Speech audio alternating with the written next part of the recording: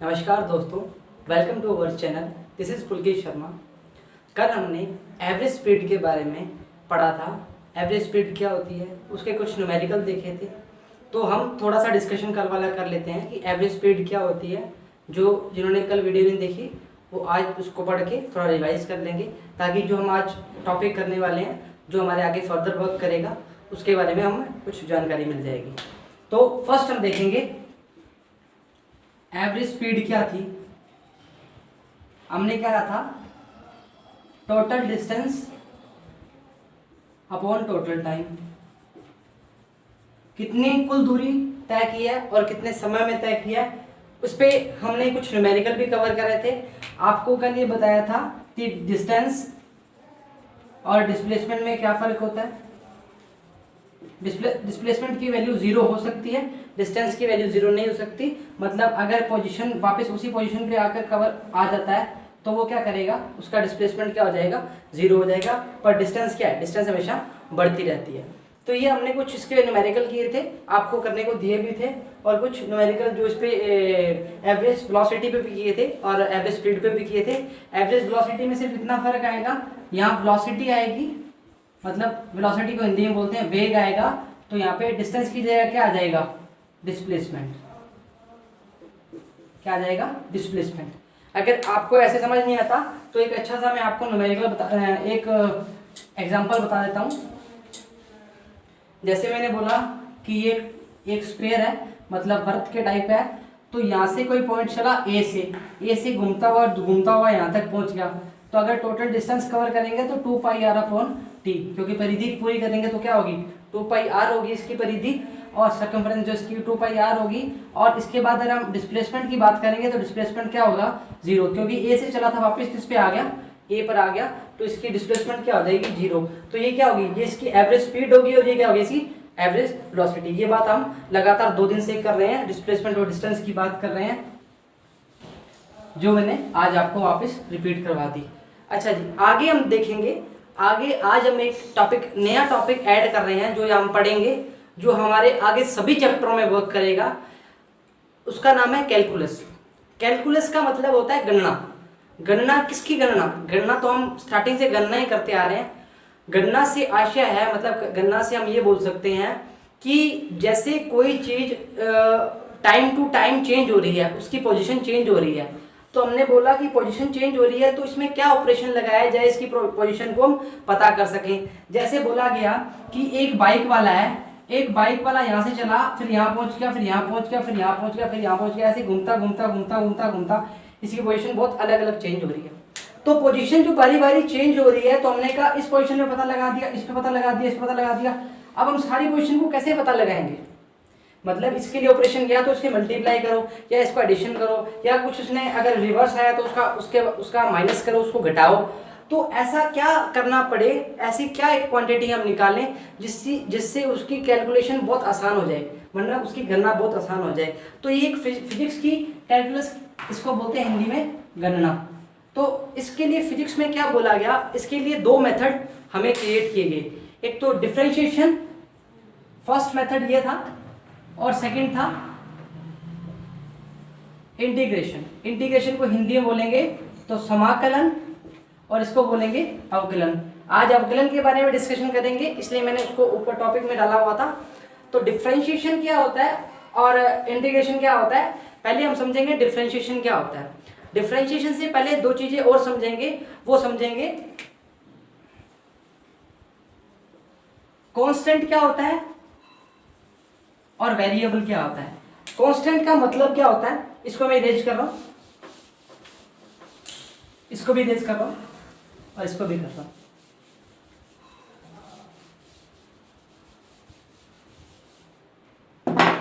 अब देखो जी, कांस्टेंट का मतलब क्या होता है, अगर हिंदी में बोले तो इसको बोलते हैं स्थिरांक। स्थिरांक क्या होता है, जो राशि स्थिर होती है उसको क्या बोलते हैं हम, स्थिरांक।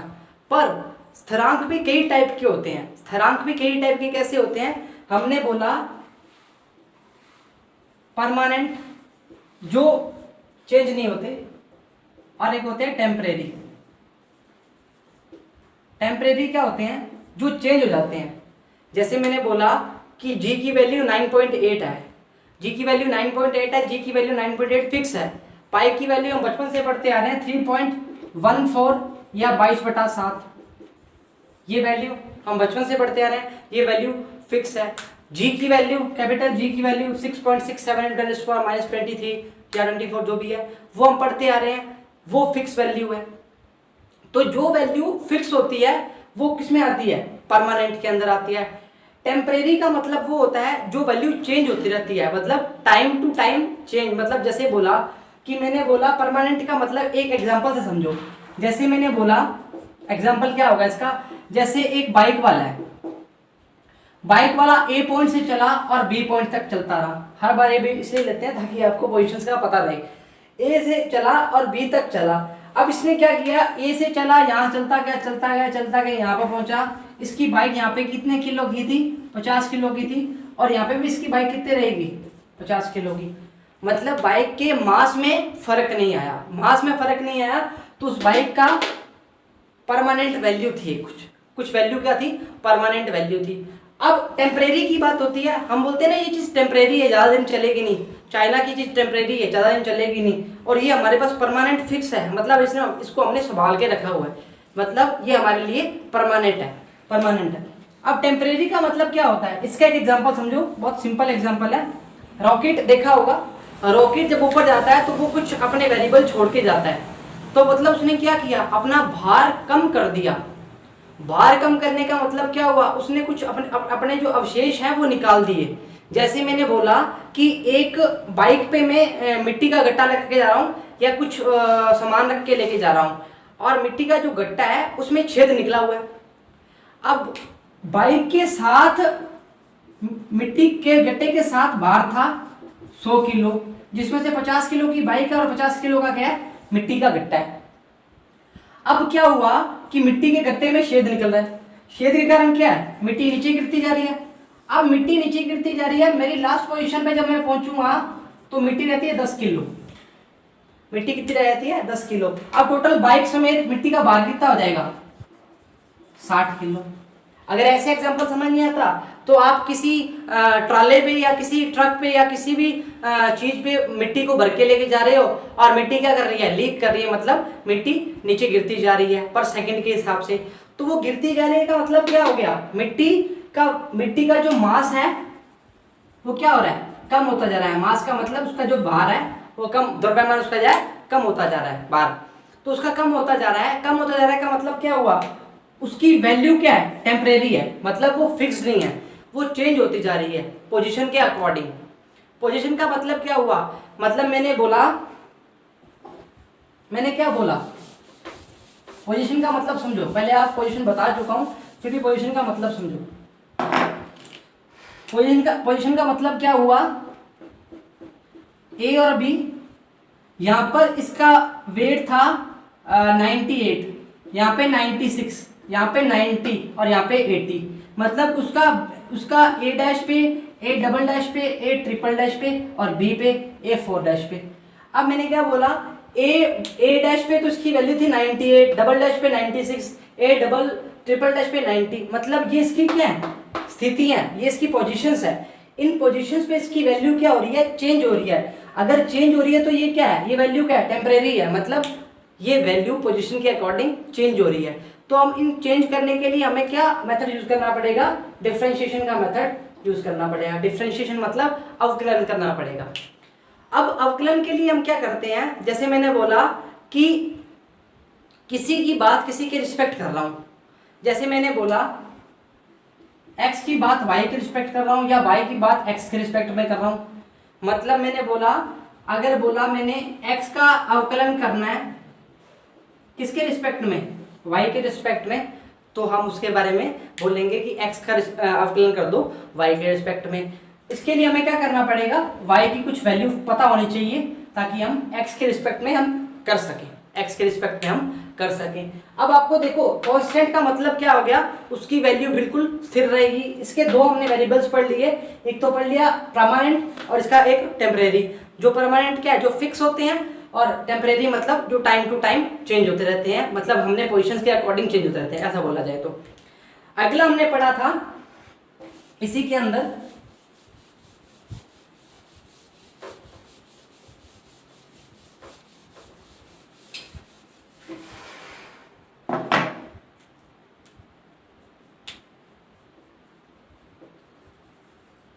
वेरिएबल्स। वेरिएबल्स क्या होते हैं, हिंदी में बोले तो बोलते हैं अस्थिर या परिवर्तनशील। अस्थिर या परिवर्तनशील, नाम से पता लग रहा है जो स्थिर नहीं होते वो क्या होंगे, अस्थिर होंगे। जैसे मैंने बोला कि एक वैल्यू दूसरे पे निर्भर करती है, इसका मतलब क्या हुआ, इसका मतलब ये हुआ कि जैसे मैंने बोला कि कोई x की वैल्यू y पे डिपेंड करती है, y की वैल्यू x पे डिपेंड करती है। इसका एक एग्जांपल समझो, जैसे मैंने बोला कि एक बाइक है, बाइक की वापिस वही एग्जांपल है, बाइक की ये पोजीशन, ये पोजीशन, ये पोजीशन, ये पोजीशन, बाइक की पोजीशन पहले यहाँ पे थी, यहाँ पे थी, यहाँ पे थी, यहाँ पे थी। ये किस पे डिपेंड कर रहा है, ये इस बाइक पे डिपेंड कर रहा है कि वो पोजीशन कैसे चेंज कर रहा है, वो पोजीशन कैसे चेंज कर रहा है। मतलब एक पोजीशन अगर इंडिपेंडेंट रहेगी तो टाइम डिपेंडेंट है, अगर टाइम डिपेंडेंट है तो पोजीशन इंडिपेंडेंट हो जाएगी। मतलब एक राशि जो होगी, एक राशि स्वतंत्र होगी और एक राशि क्या होगी, स्वतंत्र नहीं होगी। मतलब एक राशि किसी ना किसी पे डिपेंडेंट होगी और एक राशि डिपेंडेंट नहीं होगी। अब देखो पोजीशन चेंज हो रही है, पोजीशन चेंज हो रही है तो वो क्या है, डिपेंडेंट थोड़ी है, वो तो चेंज हो रही है। अब टाइम क्या है, टाइम भी तो चेंज हो रहा है। मतलब चीजें जो चेंज होंगी और नहीं चेंज होगी वो डिपेंडेंट और इंडिपेंडेंट में हम शो करेंगे। जैसे मैंने बोला y इक्वल्स टू 3x की 4, ऐसे लिखो 2x की स्क्वायर माइनस x स्क्वायर। ठीक है, अब डिपेंडेंसी चेक करते हैं, मतलब कैसे डिपेंड करता है, कैसे उस पर निर्भर करता है और कैसे निर्भर नहीं करता। अब मैंने बोला x और y की वैल्यू कैसे निर्भर करती है, तो मैंने क्या बोला कि अगर मैं x की वैल्यू की बात 0 रख दूंगा तो दोनों वैल्यू क्या आ जाएंगी, 0 रख दूंगा, 1 आ जाएगी, 0 आ जाएगी। अगर 1 रखता हूं तो क्या आएगा, 2 माइनस 1 1 आ जाएगी। 2 रखता हूं तो क्या आएगा, 4 दूनी 8 माइनस 4। 2 रखता हूं तो क्या आएगा, 2 दूनी 4, 4 दूनी 8 माइनस 4, 4 आ जाएगा। अब देखो चेक करो, आपने क्या बोला कि अगर दो वैल्यू 3 रख लो, 3 3 9 दूनी 3 3 9 दूनी 18, 18 माइनस 9, ये लो। अब आपने क्या बोला कि x की वैल्यू का हम कुछ रख रहे हैं तो y की वैल्यू कुछ आ रही है, तो मतलब x की जो वैल्यू है या y की जो वैल्यू है वो डिपेंड कर रही है x पे। मतलब y का कुछ ना कुछ x से रिलेशन है और x का कुछ ना कुछ रिलेशन किससे है, y से है। तो ये क्या हो गया, एक दूसरे पे निर्भरता होगी। मतलब y की x के रिस्पेक्ट में कुछ निर्भरता और x की y के रिस्पेक्ट में कुछ निर्भरता। तो ये निर्भरता क्या शो कर रही है, ये शो कर रही है कि एक राशि अगर डिपेंडेंट है तो दूसरी राशि क्या है, इंडिपेंडेंट है। मतलब एक राशि स्वतंत्र है, अगर x इसमें स्वतंत्र है तो y इस पे क्या कर रहा है, निर्भर कर रहा है कि अगर x चेंज हो रहा है तो y भी चेंज होता जा रहा है। देखो ना, 0 रखे हैं, 1 रखे हैं, 2 रखे हैं तो 4 आ गया, 3 रखे हैं तो 9 रखे। ऐसी कितनी वैल्यू रखोगे तो वैल्यू क्या होती रहेंगी, चेंज होती रहेंगी। तो अपने बोलेंगे जो y है वो फंक्शन किसका है, x का। y फंक्शन किसका है, x का। y फंक्शन x का कैसे है, क्योंकि y x पे क्या कर रहा है, निर्भर कर रहा है। अगर निर्भर कैसे कर रहा है कि x की वैल्यू को हम रख रहे हैं तो y की वैल्यू चेंज हो रही है, तो y क्या है, x पे निर्भर कर रहा है। फंक्शन का मतलब क्या होता है, फंक्शन का मतलब ये नहीं है कि ये इसके मल्टीप्लाई में है, नहीं, ये इस पे डिपेंडेंट है। डिपेंडेंट कैसे है कि अगर मैं x की वैल्यू को चेंज करूंगा तो y की वैल्यू ऑटोमेटिकली चेंज हो जाएगी, अपने आप चेंज हो रही है। देखो यहाँ पे 4 रख दो तो कितना आएगा, 4 4 चौक 16, 16 दोनों 32 माइनस 8, 32 माइनस 8 कितना हुआ, 24। y की वैल्यू ऑटोमेटिकली 24 आ गई, पर हमने x की वैल्यू रखी क्या थी, 4 रखी थी। तो मतलब 4 से 24 वैल्यू आ रही है, तो y पे y निर्भर कर रहा है किस पे, x पे। तो किसका फंक्शन हो गया, x किसका फंक्शन हो गया, y के लिए फंक्शन हो गया। वैसे ही हम एक इसमें बात करते हैं कि मतलब वेरिएबल में बात करते हैं, जिसमें S3 रिप्रेजेंटेशन में बात करते हैं कि एक वैल्यू किसी पे निर्भर करेगी, उसको बोलेंगे डिपेंडेंट, इस पे निर्भर नहीं करेगी उसको बोलेंगे इंडिपेंडेंट। तो सबसे फर्स्ट ऑफ ऑल हमने क्या पढ़ा था कि कांस्टेंट क्या होता है, जो स्थिर क्या होता है, उसमें दो पार्ट पढ़े थे, टेम्परेरी और परमानेंट। इसमें हमने वेरिएबल्स में पढ़े हैं, जिसमें पोजीशन और टाइम किस प्रकार डिपेंडेंट और इंडिपेंडेंट, स्वतंत्र और अस्वतंत्र होती है, जिसमें कोई फंक्शन किस पे किस तरह डिपेंड करता है, वो हमने बोला इस पे डिपेंड करता है। कैसे डिपेंड करता है, हमने बोला कि मेरा नाम पुलकित शर्मा है, मेरा सामने भाई खड़ा है उसका नाम भी शर्मा है, तो आपने क्या बोला कि सर आप दोनों ब्रदर हो क्या? आपने कैसे पता लगा? आपने सरनेम से पता लगा, आपको सरनेम शर्मा का पता लगा। तो सर आपने क्या किया, एक्स का कुछ पार्ट था, एक्स का कुछ पार्ट था किसके रिस्पेक्ट में, वाई के रिलेशन में पार्ट था, जो इसके रिलेशन को मेंटेन कर रहा है, जो इस रिलेशन को बता रहा है, जो इस रिश्ते को बता रहा है कि एक्स का रिश्ता वाई के साथ कुछ है, ताकि वो वाई की वैल्यू निकाले जा रहा है। तो y का रिश्ता x के साथ है या x का रिश्ता y के साथ है? रिश्ता तो है ना, x का y के साथ हो चाहे y का x के साथ हो। डिपेंड करता है निर्भरता क्या है, निर्भरता क्या है, x की वैल्यू बदलेंगे तो y की वैल्यू अपने आप बदलने स्टार्ट हो जाएगी, तो ये क्या होगी, उसकी निर्भरता होगी। अच्छा ये समझ आ गई, वेरिएबल समझ आ गया और कांस्टेंट समझ आ गया। अब देखो जी, अब कुछ चीजें हैं, बेसिक चीजें हैं जो मैं आपको बताऊंगा, जो आपके आगे काम आएंगी और बहुत काम आएंगी। जैसे बोला dy by dx, अब इसमें क्या होगा, इसमें रिलेशन मेंटेन करेंगे। जैसे मैंने बोला, अब इसके जो फॉर्मूले या रूल्स हैं डिफरेंशिएशन के, वो पढ़ने स्टार्ट करते हैं। जैसे बोला y की वैल्यू है 3x² - 2x, y की वैल्यू है x², y की वैल्यू है x3, y की वैल्यू है 4x³ - 3x², y की वैल्यू है 3x4 - 4x²। अब आप इसको कैसे करना चाहोगे वो देखते हैं। अब देखो x के रिस्पेक्ट में हमें क्या करना है, अवकलन करना है। x के रिस्पेक्ट में अवकलन करना है तो अवकलन के लिए कंडीशन होती है d/dx x², d/dx x²। तो हम क्या करेंगे, x के रिस्पेक्ट में करना है तो क्या लिखेंगे, जो पावर है उसको आगे लिख देंगे और एक पावर कम कर देंगे। कैसे, वापस समझो, यहाँ पे बिल्कुल उसको भूल जाओ।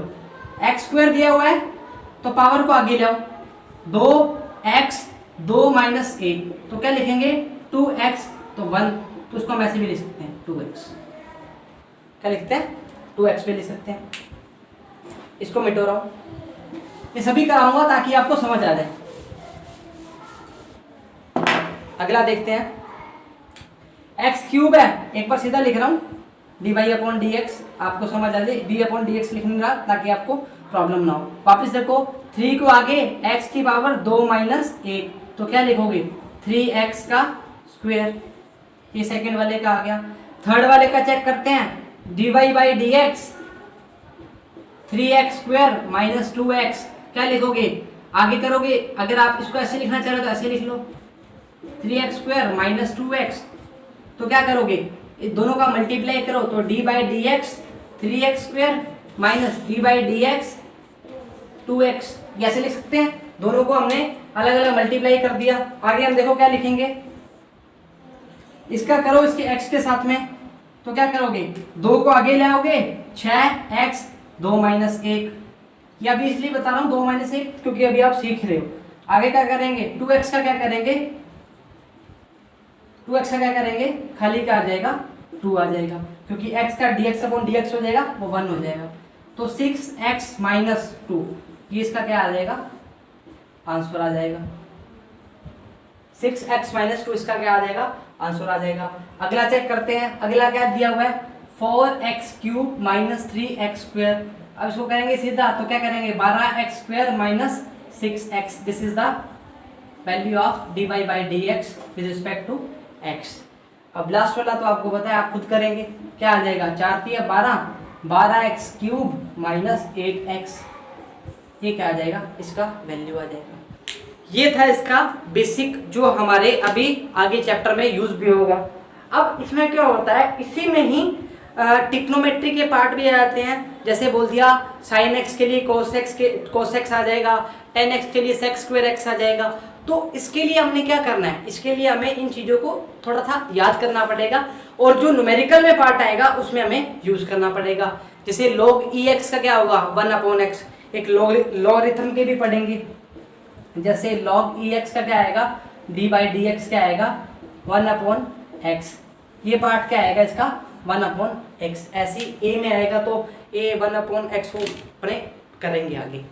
अच्छा, अब ये आपको सिंपल वाले जो मैंने आज कर रहे हैं, क्योंकि आप स्टार्टिंग से हम इसमें बेसिक वाला लेंगे तभी हमें समझ आएगा, अगर सीधा ही छड़ मारेंगे तो समझ नहीं आएगा। तो हमने क्या किया, ये पहले इसका ये वैल्यू चेक करी, इनकी जो मैंने छोटे जो बेसिक थे हमने करने स्टार्ट किए। अब देखो जी, इसका डिफरेंशिएशन का हमें यूज क्यों करना पड़ा, डिफरेंशिएशन का यूज क्यों करना पड़ा, हम ऐसे बोल सकते हैं कि जैसे हमने बोला कि एक्सेलेरेशन बोलते हैं हिंदी में त्वरण का मतलब क्या होता है, हम बोलते हैं किसी चीज को त्वरित कर लिया। त्वरित करने के लिए हम क्या बोलेंगे, change in velocity upon time taken. इसको हिंदी में बोलेंगे वेग में परिवर्तन अपॉन में लिया गया समय। तो अब समझो एक्सेलरेशन मैंने आपको क्यों बताया है, एक्सेलरेशन मैंने आपको इसलिए बताया है delta we upon delta T, इसको हम लिख सकते हैं। आप कभी भी जिंदगी में याद रखना, अगर आपको change in time, change in velocity, change in mass, change in velocity, change in acceleration, change in time, कुछ भी पार्ट आ जाए तो आप उसको क्या लिखोगे, delta we upon T. Delta we upon T का मतलब क्या होगा, v2 minus v1 upon delta T. अब इसको v2 माइनस v1 क्यों लिखा, v2 माइनस v1 का मतलब क्या होता है, v2 माइनस v1 का मतलब होता है कि फाइनल माइनस इनिशियल अपॉन समय। हिंदी में बोला जाए तो अंतिम वेग माइनस प्रारंभिक वेग। हिंदी में देख लेना, थोड़ा सा मेरे को हिंदी लिखने कम आती है। प्रारंभिक वेग, तो हम क्या बोल रहे हैं, हमने कितने फार्मूले निकाले, जैसे देखो एक्सेलरेशन लिखा change in velocity upon time taken, वेग में परिवर्तन अपॉन समय, delta we upon delta T, v2 minus v1, final minus initial upon समय। वापिस लिखेंगे, वापिस देखेंगे, इसको मिटाएंगे। अच्छा वापिस देखते हैं, लाल पेन से लिखते हैं साफ साफ, v2 minus v1 upon T, t2 minus t1 भी लिख सकते हो या डेल्टा टी लिख दो। अच्छा इसको बोलेंगे final minus initial upon time, delta v upon delta t। Final का मतलब क्या हो गया, अंतिम वेग। वेग क्यों लिख रहा हूं, क्योंकि एक्सेलरेशन की बात कर रहा हूं। इनिशियल का मतलब क्या हो गया, प्रारंभिक वेग। अब अंतिम वेग से क्या आशय है, प्रारंभिक वेग से क्या मतलब है, अंतिम वेग का मतलब यह होता है कि किसी पार्टिकल की लास्ट की वेलोसिटी, लास्ट का वेग क्या था। जैसे मैंने स्टार्टिंग में 40 किलोमीटर प्रति घंटे की रफ्तार से चलना स्टार्ट किया और अंतिम में आते आते मेरी स्पीड होगी 60 किलोमीटर प्रति घंटा, तो आप क्या बोलोगे, v2 की वैल्यू 60 है और v1 की वैल्यू कितनी है, 40 है। This is the difference of final and initial velocity. मतलब ये अंतिम वेग हो गया और ये हमारा क्या हो गया, प्रारंभिक वेग हो गया। तो वेग प्रारंभिक और अंतिम के लिए, अगर प्रारंभिक की बात करेंगे तो उसको u लिखते हैं और अंतिम की बात करेंगे तो v लिखते हैं। अब एक बहुत अच्छी चीज याद आ रही है, तो इसको मैं आपको इसको मिटा के आपको एक अच्छी चीज बता देता हूं।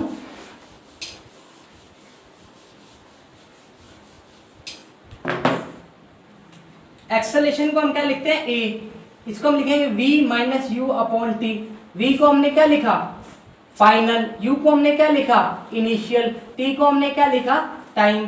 फाइनल का मतलब क्या होता है, अंतिम, इनिशियल का मतलब क्या होता है, प्रारंभिक, और टाइम का मतलब क्या होता है, समय। ये चीजें अभी स्टार्टिंग में आपको थोड़ी परेशान करेंगी, पर 1-2 चैप्टर होने के बाद आप इनसे बहुत फेमिलियर हो जाओगे और आप खुद मुंह जुबानी इसको लिखना स्टार्ट करोगे। अब इसको क्रॉस मल्टीप्लाई करते हैं। ए का मतलब क्या होता है? एक्सेलरेशन, जिसको हम क्या बोलते हैं? त्वरण। समझ आ गई? तो हम क्रॉस मल्टीप्लाई करेंगे तो AT बराबर में V माइनस U, तो इसको ये माइनस का इधर आगे क्या होगा? U प्लस AT बराबर में V। ये हमारी क्या होगी? फर्स्ट समीकरण आ गई किसकी? फर्स्ट इक्वेशन किसकी आ गई? मोशन की। ये मैंने आपको इसलिए पढ़ा दी क्योंकि इसके बाद हम ये वाला टॉपिक पढ़ेंगे। तो फर्स्ट इक्वेशन भी हमने फाइंड कर ली किससे? एक्सेलरेशन के फार्मूले से। अब फार्मूला हमने क्या पढ़ा है?